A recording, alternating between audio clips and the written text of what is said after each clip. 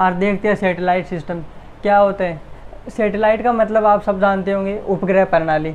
उपग्रह क्या होता है? ऐसा कोई पिंड जो किसी ग्रह के चारों ओर चक्कर लगा रहा हो, उपग्रह होगा। अब ये इस सैटेलाइट सिस्टम को अपन 3 भागों में बांटेंगे साइंस एंड टेक्नोलॉजी के हिसाब से। रिमोट सेंसिंग सैटेलाइट में, कम्युनिकेशन सैटेलाइट में और नेविगेशन सैटेलाइट में। अब रिमोट सेंसिंग सैटेलाइट क्या होता है?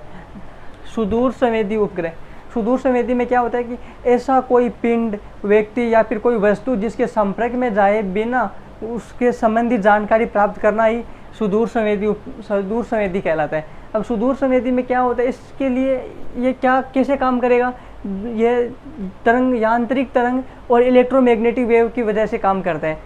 जैसे आपके पास टीवी का रिमोट होगा, टीवी का रिमोट यूज़ करने के लिए आप इसके टीवी और रिमोट को फिजिकल यूज़ नहीं करते हैं, दोनों को टच तो नहीं करते हैं, दूर से ही कर लेते हैं। तो इसमें जो वेव होती है ना, वो उस वेव की तरह से काम करता है, वो इलेक्ट्रोमैग्नेटिक वेव कार्य करती है। जैसे टोल पे फास्टैग लगा होता है, वो फास्टैग से क्या करते हो, वो फास्टैग उसमें कैमरा लगा होता है टोल पे, और उस कैमरे में एक्सरे वेव्स की वजह से वो फास्टैग को स्कैन करके पे कर देता है। वैसे ही आपका आइडेंटिटी कार्ड होता है, जो मोबाइल में स्कैन करने के लिए उसको आइडेंटिटी कार्ड भी एक्सरे वेव का उपयोग करती है। तो यह उस प्रकार ही ये रिमोट सेंसिंग सैटेलाइट काम करता है। इसमें क्या होता है, रिमोट सेंसिंग सैटेलाइट में यांत्रिक तरंगें और इलेक्ट्रोमैग्नेटिक वेव का विशेष रूप से उपयोग किया जाता है। अब जो मैं बोल रहा हूँ ना, इलेक्ट्रोमैग्नेटिक वेव, इसमें सारे याद आएगी, एक्सरे, रेडियो रे, microwave, UV ray, infrared, visible रे एट्सेट्रा, जितनी होगी वो। अब इसको रिमोट सेंसिंग सैटेलाइट को अपन ने पुनः 2 भागों में बांट दिया है। रिमोट सेंसिंग सैटेलाइट को एक्टिव रिमोट सेंसिंग सैटेलाइट और पैसिव रिमोट सेंसिंग सैटेलाइट। अब पैसिव रिमोट सेंसिंग सैटेलाइट सक्रिय सुदूर संवेदी और एक्टिव में निष्क्रिय सुदूर संवेदी। अब मैं हिंदी इंग्लिश दोनों बोल रहा हूँ क्योंकि साइंस टेक में आपको इंग्लिश भी साथ साथ ध्यान रखना पड़ेगा। अब पैसिव रिमोट सेंसिंग सैटेलाइट क्या होता है, यह सिर्फ सूर्य का प्रकाश उपयोग करके ही कार्य करता है, पैसिव रिमोट सेंसिंग सैटेलाइट। लेकिन एक्टिव रिमोट सेंसिंग सैटेलाइट में एक सिंथेटिक अपर्चर रडार लगा होता है जो अपना खुद प्रकाश उत्पन्न करने में सक्षम होता है। तो यह पैसिव रिमोट सेंसिंग सैटेलाइट यह सिंथेटिक अपर्चर रडार की वजह से प्रकाश उत्पन्न कर लेता है, इसलिए यह 24 घंटे कार्य करता है। लेकिन यह तो सूर्य के प्रकाश में कार्य करता है, तो इसमें जितनी देर सूर्य का प्रकाश मिलेगा तब तक यह कार्य करता रहेगा, 12 घंटे इतना ही मैक्सिमम मिलेगा। अब ये करता कार्य किसे है, जैसे यह सूर्य है, सूर्य की वजह से सूर्य नीचे पृथ्वी पर किसी ऑब्जेक्ट पे प्रकाश भेजेगा। अब यह जो पेड़ मान लेते हैं यहाँ पे, यह प्रकाश, यह पेड़ जितना प्रकाश अवशोषित करेगा उसका कुछ भाग परावर्तित कर देगा, और ये परावर्तित प्रकाश यहाँ जो रिमोट सेंसिंग सैटेलाइट लगा रहता है, पैसिव रिमोट सेंसिंग सैटेलाइट, इसको प्राप्त करता है और फिर डाटा का प्रोसेसिंग करता है, फिर अपने पास भेजते हैं।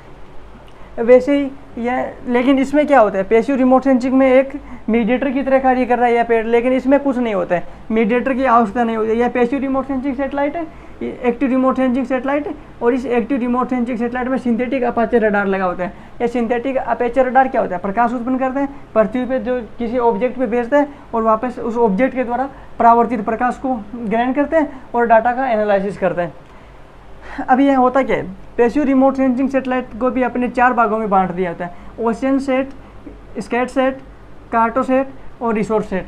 अब रिसोर्स सेट में क्या होता है, आप जैसे समझ रहे हो, रिसोर्स, RESOURCE, रिसोर्स का मतलब क्या होता है, संसाधन।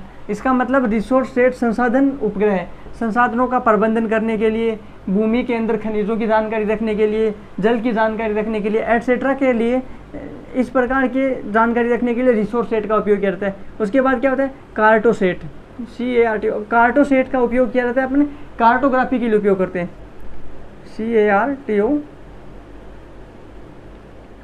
कार्टोग्राफी। कार्टोग्राफी का क्या मतलब होता है, मानचित्रण करना। जैसे अपन किसी गांव का, किसी शहर का मानचित्रण करते हैं, तो इसका मानचित्रण ऐसे तो अपन फोटो खींच नहीं सकते, ऊपर सैटेलाइट लगा रहता है और उस कार्टोग्राफी सैटेलाइट इसका पूरा मानचित्रण करके अपन को भेजता है डाटा। तो उस हिसाब से अपन देखते हैं कि इसका मतलब मानचित्रण कैसे हो रहा है या कैसा दिखता है। एक होता है ओशियन सेट। ओशियन का मतलब आप समझ रहे होंगे, ओशियन का मतलब क्या होता है, समुद्र। तो ओशियन सेट का मतलब समुद्र से संबंधित जानकारी रखने के लिए, समुद्र के किनारों की जानकारी रखने के लिए, समुद्र के संसाधनों की निगरानी करने के लिए ओशियन सेट का उपयोग किया जाता है। एक होता है स्केट सेट। स्केट सेट को अपन स्केटेरोमीटर सैटेलाइट भी कहते हैं, स्केटेरोमीटर सैटेलाइट। स्केट सेट क्या करता है, मौसम संबंधी जानकारी रखने के लिए, अगर अपन को जो अपना मौसम विभाग 2 दिन पहले 3 दिन पहले बता देता है ना कि इस क्षेत्र में बारिश होने वाली है, इतनी होने वाली है, वो इसी सेट के डाटा का उपयोग करते हैं। और आपदा प्रबंधन करने के लिए इस सेट का उपयोग करेंगे, क्योंकि अपन को पहले पता ही चल जाएगा कि किस प्रकार की मतलब आपदा होने वाली है, तो अपन उसका प्रबंधन भी इसी सेट के डाटा से करते हैं। एक आपने सुना होगा वन सर्वेक्षण रिपोर्ट, जो केंद्रीय पर्यावरण और जलवायु परिवर्तन मंत्रालय के द्वारा निकाली जाती है। वो जो रिपोर्ट होती है वो रिसोर्स सेट के आंकड़ों का उपयोग करके निकाली जाती है। उसके बाद आता है active remote sensing satellite. Active remote sensing satellite को अपन 2 भागों में बांटते हैं, RI सेट और GI सेट। RI सेट क्या होता है? Radar imaging satellite. इसको मैं मिटा रहा हूँ, एक सेकेंड।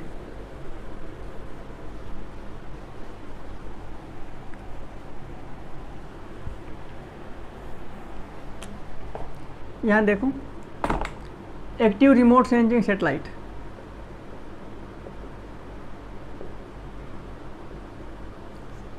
इसको अपन RI सेट में बांट देते हैं और एक GI सेट में। RI सेट क्या होता है? रडार इमेजिंग सेटेलाइट और geo imaging satellite. Radar imaging satellite की अपने पास 2 सीरीज चल रही थी। एक तो RI सेट 1, जो ये तो 2012 में सेवा मुक्त हो गई थी। अभी चल रही है अपने RI सेट 2। तो अब इसके लिए अपन क्या क्या यूज करते हैं? RI set 1A, 1B, 2B, 2A, 2BR1, 2BR2, RI set 1A, ऐसा यह अपने पास सीरीज चल रही है। RI सेट 1A और 2BR1। इस 2BR1 और इस 2 RI सेट 1A को अपन ने नया नाम दे दिया है अर्थ ऑब्जर्वेशन सैटेलाइट। यह अर्थ ऑब्जर्वेशन सैटेलाइट 1 और यह अर्थ ऑब्जर्वेशन सैटेलाइट 4, EOS 4 और ये EOS 1 है। ठीक है। अब GI सेट, जो अर्थ ऑब्जर्वेशन सैटेलाइट होता है, जो अपन ने अभी तक 7 अर्थ ऑब्जर्वेशन सैटेलाइट उपयोग किया, उसमें से 6 का अभी तक कोई उपयोग नहीं किया अपन ने।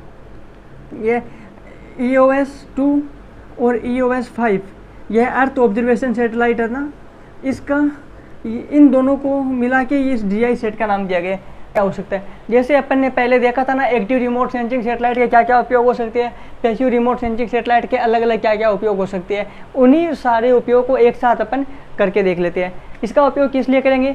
एक तो अपन इसका उपयोग करेंगे भूमि संसाधनों का सर्वेक्षण करने के लिए, जैविक तथा अजैविक संसाधनों का मूल्यांकन तथा सर्वेक्षण करने के लिए इस RI सेट का उपयोग किया जाता है। मौसम संबंधित पूर्व जानकारी करने के लिए अपन को RI सेट का उपयोग करना पड़ता है। इसके अलावा सीमा की निगरानी रखने के लिए RI सेट का उपयोग किया जाता है। और फसल चक्र, फसल वृद्धि, फसल मूल्यांकन, फसल क्षति, ये जो पहले अपन अनुमान लगाते हैं, उस प्रकार के डाटा का उपयोग भी RI सेट के द्वारा लिया जाता है। तो इसके उपयोग क्या क्या हो सकते हैं वो एक बार देख लेते हैं। मौसम संबंधित पूर्व जानकारी के लिए, मौसम पूर्वानुमान के लिए। दूसरा, सीमा की निगरानी रखने के लिए।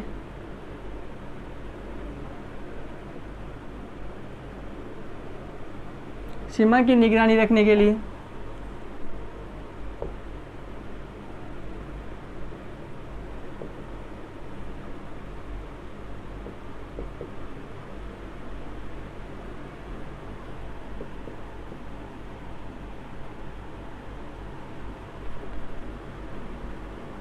एटसेट्रा का अनुमान लगाने के लिए। जैविक तथा अजैविक संसाधनों का मूल्यांकन करने के लिए।